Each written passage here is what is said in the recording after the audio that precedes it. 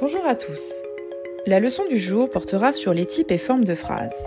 Nous verrons donc les 4 types de phrases, puis les formes de la phrase. Commençons par la phrase déclarative. La phrase déclarative, c'est celle qui se termine par un point et c'est la plus souvent utilisée. Elle sert à déclarer quelque chose, à raconter quelque chose ou à donner une opinion.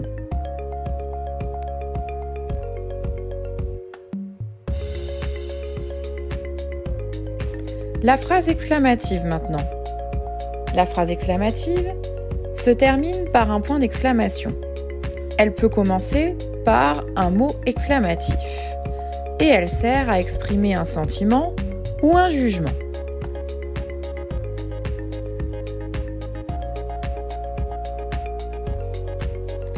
La phrase interrogative maintenant. La phrase interrogative, elle sert à poser une question et se termine par un point d'interrogation. Elle est formée de 3 manières. Soit en inversant le sujet et le verbe, puis-je entrer, en débutant par est-ce que je peux entrer, ou en utilisant un mot interrogatif en début de phrase.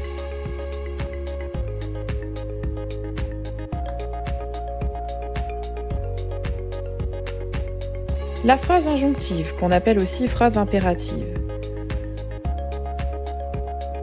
Elle se termine par un point ou par un point d'exclamation.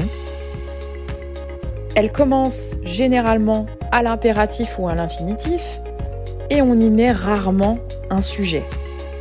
Elle sert à faire réagir ou agir, à donner un ordre ou un conseil, ou à exprimer un souhait, une demande, une invitation, une interdiction, une prescription, etc.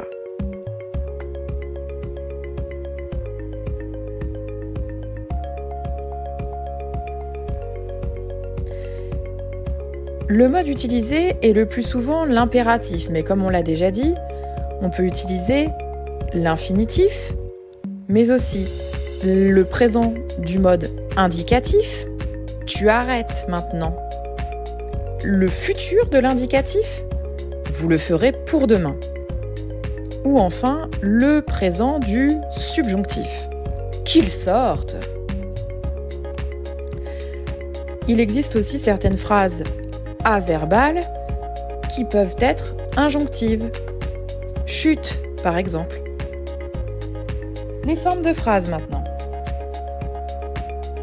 Les formes de phrases.